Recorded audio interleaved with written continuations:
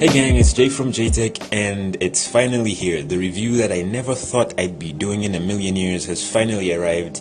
It's the iPhone 10, and at last it's in. I popped over there to have a chance of seeing this phone in action, and I must say, I'm not gonna lie, this device is really impressive.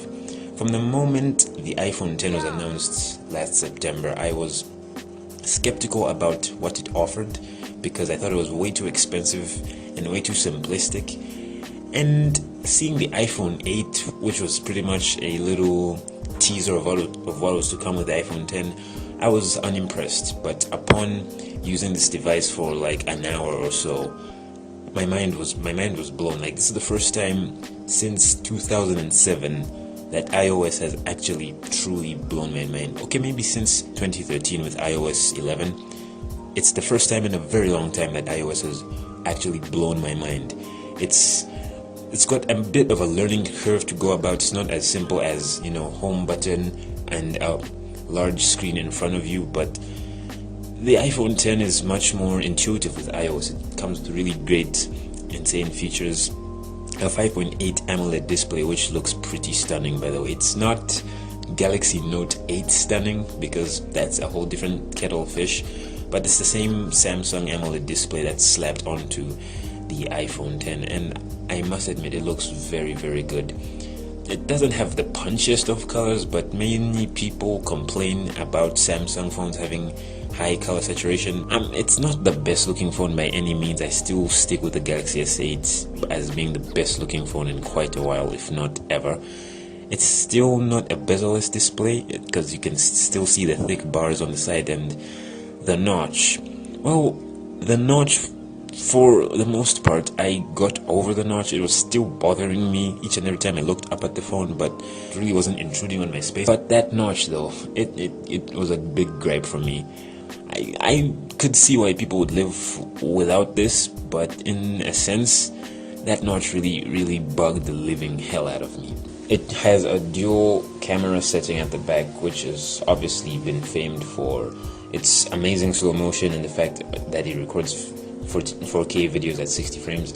Unfortunately, I do not have the samples for the video and the still photos, but I must say, upon viewing it, it was really amazing. It doesn't have the great macro. I like really up close shots, but it was pretty insane. Although I still give it to the Pixel. From what I've seen, the Pixel is still the best camera on a smartphone at the moment, but the iPhone 10 comes a close probably third or joint second with the S8 and the Note 8. But the main feature here is that notch. What does that notch house? Well, it houses an infrared facial scanner that is used for two very interesting things on this device. First of all, I'll focus on Face ID, which I tried to set up but was a bit tricky on this demo device, so I didn't have enough time to get into it. I'm sure I'll get into it more into the future to see how quick it is with unlocking your phone. But Face ID was very good in terms of the application that Apple were going for. I still believe Apple could have put the fingerprint scanner under the display, similar to what Vivo have done when they released their phone at CES a couple of weeks ago, but they did not have time and they had to put something on the product. So Face ID is good enough. I'm sure we'll get to see it in the iPhone 11 or the iPhone XS. I have no idea what it will be called, but we'll get to see it in the new iPhone in 8 months' time. The second feature, which was pretty intuitive, which I thought was a gimmick, which was fun for like the first 5 minutes till I got bored, was the Animoji. And fun fact, Animoji does not use the face recognition features one bit. It only uses the front camera, and also the older iPhones can have access to this, including the iPhone 8, which didn't come with Animoji. So why is this omitted on the other iPhones? Well, Apple, I guess. Maybe I'd like the phone better if it had a headphone jack, but yeah, it's a pretty cool device, no lie. The audio experience from the speakers was below par.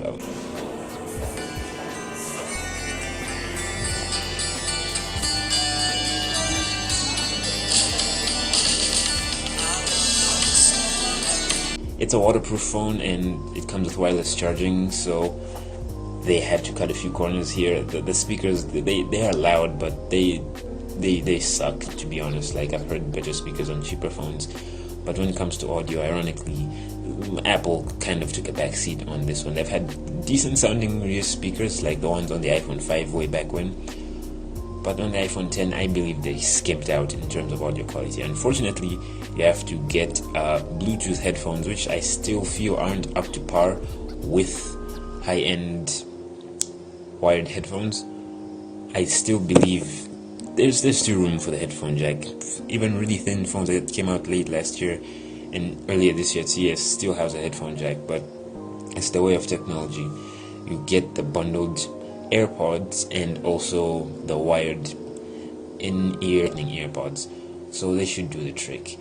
I'm yet to see the AirPods in action, so maybe in the future, if possible, I may do a video on AirPods, so stay tuned to that. Back to the camera.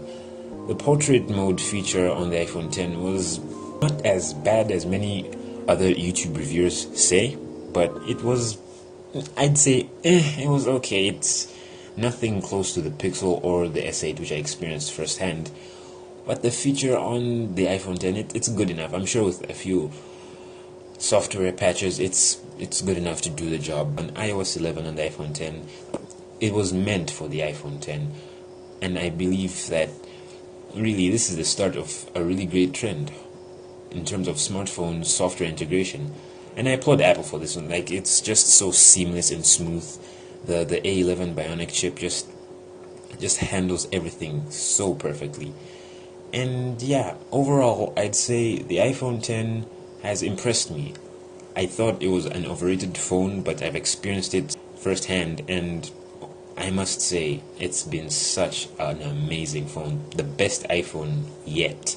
And this time it's an actual fact, because the iPhone 8 was just pretty much every iPhone since the iPhone 6. All in all, I'm just going to say that this phone is a really great phone, one of 2017's best. And months later, finally getting to use this phone in Zambia after waiting for months, it's such a relief that Apple have decided to take at least a few curves from the industry and add a few touches that I liked. My pros about this phone are the rear camera, the display, and how iOS 11 just works so damn well. Cons, I'd say the bezels are still thick, in my opinion. That notch though, yeah, that notch. And the glass is way too slippery, but you have to enable that for wireless charging. Overall, it's a really good phone, and I'm sure it will just get better with software updates in time. And also, no headphone jack. But hey, it's the way things are going right now. That's my review of the iPhone 10, guys. What do you think about the phone? Let me know in the comments down below. Hope you enjoyed this video. And if you want to see more videos like this, hit the subscribe button. It's been Jay from JTech. Talk to you guys next time.